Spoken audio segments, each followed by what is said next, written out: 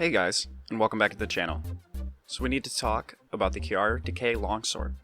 I've got a ton of questions about this one, and it was definitely one of the OG longswords, the best that high rank Culve had to offer. So how does it stack up now that it's in master rank?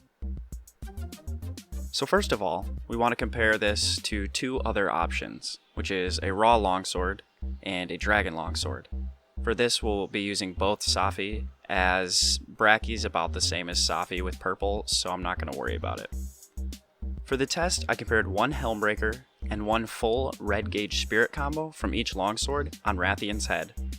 So Rathian's head has a dragon hit zone value of 30, which is the highest in the game aside from Behemoth's head.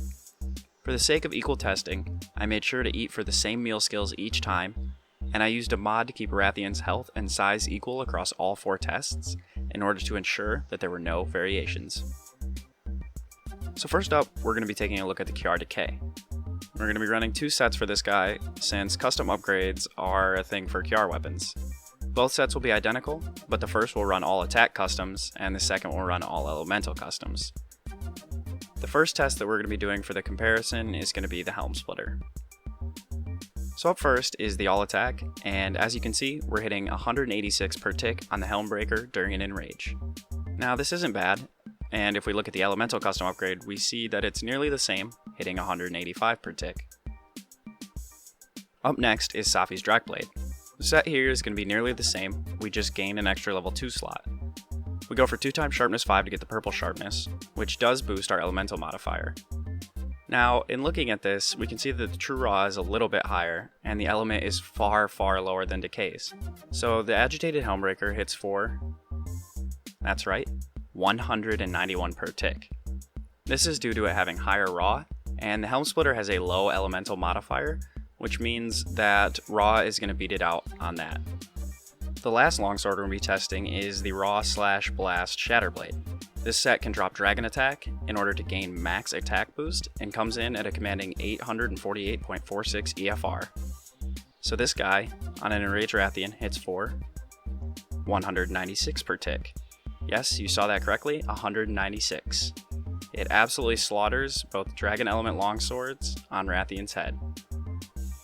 So the reason that we're also going to be testing a full spirit combo is, like I said earlier, that the Helm Splitter has a really low elemental multiplier of 0.3, while all other melee attacks on longsword have a full 1.0 elemental multiplier.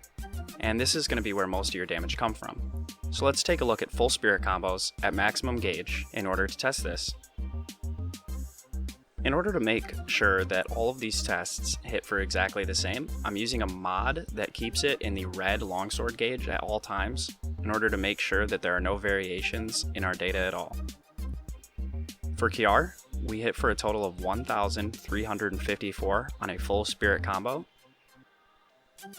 On the Drakblade, we hit for 1,280 per combo.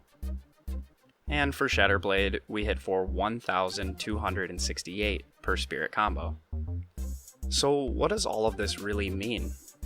Basically, what it really boils down to is that on our Dragon Week matchups, the Kjarr Decay is easily the best longsword, as most damage during your hunt is going to come not from your Helmbreakers, but from just normal melee hits, such as charging up your spirit gauge, all of which have a 1.0 elemental modifier on them.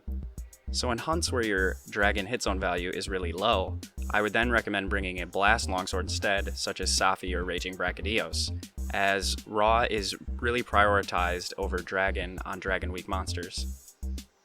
So again, here's the set that I am running for the Kjarr Decay. One quirk about this one is that you have to have Agitator active for 100% crit, but it does really have a decent chunk of white sharpness for you to play through, so if you can't keep Agitator active at all times, you should still be fine. This set offers extremely high damage while still fitting in Health Boost 3 for the added cushion. So I hope you guys really enjoyed this video. If you found it helpful, please feel free to leave a like, as that really helps me out. I hope you guys all have a good day, and happy hunting.